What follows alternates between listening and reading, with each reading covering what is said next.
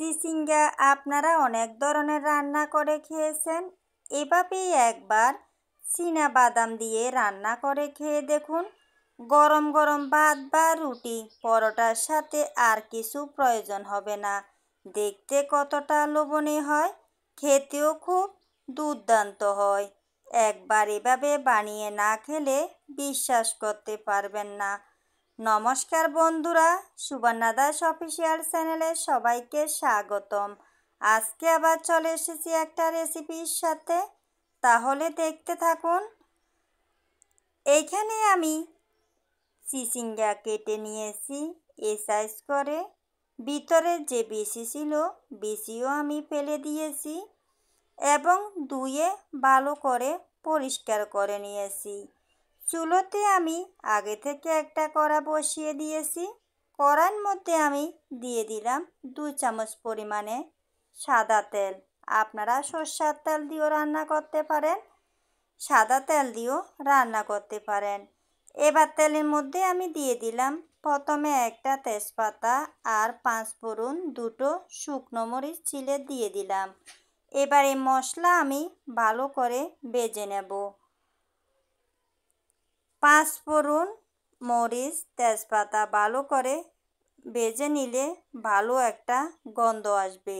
এভাবে কিছুক্ষণ পর পর লাড়িয়ে চাড়িয়ে দেখুন 5 ফোড়নও ভালো করে আমি একদম লাল করে ভেজে নিয়েছি।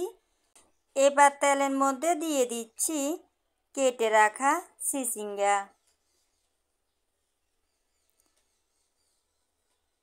চিচিঙ্গা দেওয়ার পর ভালো করে তেলের সাথে লাড়িয়ে চাড়িয়ে আমি কষিয়ে নেব। এখন আমি কোনো হলুদ লবণ ব্যবহার করব না, এমনিতে আমি তেলের মধ্যে কষিয়ে নেব। এই সময় চুলোর আঁচটা বাড়িয়ে দেবেন, তাহলে চিচিঙ্গা থেকে যে জল বের হবে জল তাড়াতাড়ি শুকিয়ে যাবে, বাড়তি কোনো তেমন জল বের হবে না। এবার এখানে আমি দিয়ে দিচ্ছি একটা বড় সাইজের পেঁয়াজ। পেঁয়াজটা আপনারা তেলের মধ্যে দিলেও পারেন, পরে দিলেও সমস্যা নেই। পেঁয়াজ আমি এখন দিয়ে দিলাম। এবার চিচিঙ্গার সাথে ভালো করে পেঁয়াজও ভেজে নিচ্ছি। এভাবে লাড়তে লাড়তে পেঁয়াজ একদম ভালো করে ভেজে নেওয়া হয়ে যাবে। এখনও যারা একটা লাইক দিতে ভুলে গিয়েছেন, অবশ্যই একটা লাইক দিয়ে পাশে থাকুন। এভাবে কিছুক্ষণ পর পর লাড়িয়ে চাড়িয়ে চিচিঙ্গা আমি ভালো করে ভেজে নিচ্ছি। এভাবে লাড়তে লাড়তে পেঁয়াজও একদম ভাজা হয়ে যাবে। আপনারা চিচিঙ্গা ভাজার সময় প্রথমে কেউ লবণ দিবেন না, তাহলে চিচিঙ্গা থেকে বেশি পরিমাণে জল বের হয়ে যাবে। আমার এই রেসিপিটা যদি আপনাদের ভালো লেগে থাকে তাহলে লাইক কমেন্ট শেয়ার করে দেবেন। আর নতুন কোনো বন্ধু যদি আমার এই রেসিপিটা দেখে থাকেন, অবশ্যই আমার চ্যানেলটাকে সাবস্ক্রাইব করে দেবেন এবং নোটিফিকেশান অন করে রাখবেন। যখনই আমি নিত্য নতুন ভিডিও ছাড়ব প্রথমে আপনাদের কাছে পৌঁছে যাবে। এবার আমি দিয়ে দিচ্ছি একটা টমেটো কুচি দিয়ে দিলাম। 1 চামচ পরিমাণে হলুদের গুঁড়ো দিয়ে দিলাম। 1 চামচ পরিমাণে লবণ দিয়ে দিলাম। 1/2 চামচ পরিমাণে ধনিয়ার গুঁড়ো দিয়ে দিলাম। 1/2 চামচ পরিমাণে জিরের গুঁড়ো দিয়ে দিলাম। সব কিছুর সাথে ভালো করে চিচিঙ্গা আমি কষিয়ে নিব।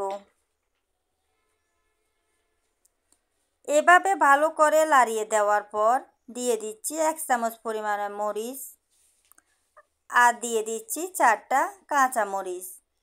এবার ভালো করে লাড়িয়ে আমি ঢাকনা দিয়ে এই রেসিপিটা রান্না করব।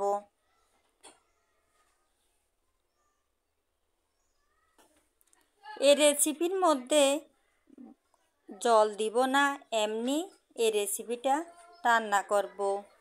এবার আমি 5 মিনিটের জন্য ঢাকনা দিয়ে দিলাম। 5 মিনিট পর আমি ঢাকনা তুলে নিয়েছি। এবার ভালো করে লাড়িয়ে দিতে হবে। এই সময় চুলোর আঁচটা মিডিয়াম আঁচে দিবেন, তাহলে মশলার সাথে চিচিঙ্গা ভালো করে সিদ্ধ হয়ে যাবে। এভাবে ভালো করে লাড়িয়ে চাড়িয়ে আমি আরও কিছুক্ষণের জন্য ঢাকনা দিয়ে দেব, তাহলে ভালো করে একদম সিদ্ধ হয়ে যাবে। আপনারা যদি এই রেসিপিটি কোনো দিন না খেয়ে থাকেন, তাহলে একদিন বাসায় বানিয়ে দেখবেন বাদাম দিয়ে চিচিঙ্গার রেসিপি, দেখবেন খেতে খুবই মজা লাগবে।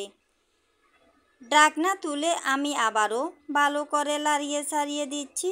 দেখুন, এবার আমি দিয়ে দিচ্ছি চীনাবাদামের পেস্ট। চীনাবাদামের পেস্ট দেওয়ার পর ভালো করে লাড়িয়ে দিচ্ছি।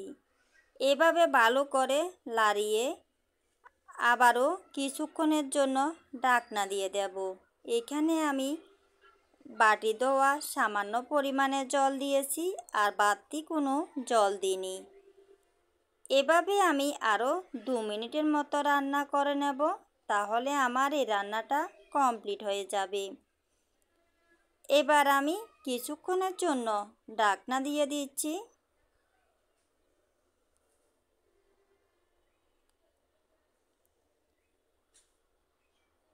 ঢাকনা তুলে আমি আবারও ভালো করে লাড়িয়ে দিচ্ছি।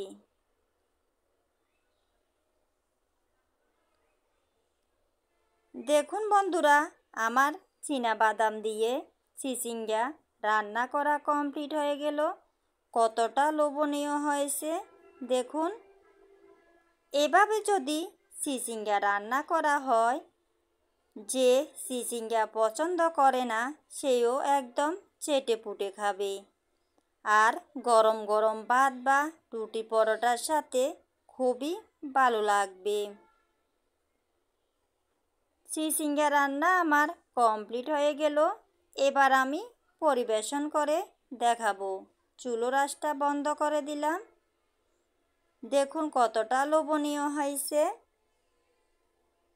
এবার আমি সার্ভ করে দেখাচ্ছি।